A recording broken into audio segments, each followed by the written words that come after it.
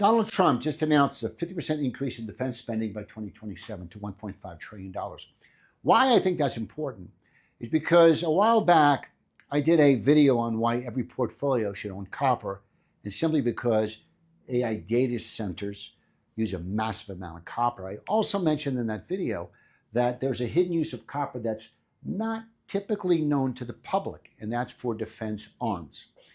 And so if you put that together with the fact that the largest mining company in the world is expecting a six-fold increase by 2050, then there's only one thing that copper can do is go up. However, copper is extremely, extremely volatile. So you want to own copper, but you don't want to get hurt if we get a real correction in copper. So how can we have our cake and eat it too? Well, at IPS Strategic Capital, what we can do is several things. We can look at owning copper mines through the ETF COPX, where we can buffer about 25-30% of the downside. In other words, protect the downside. If copper's down 25%, you're flat.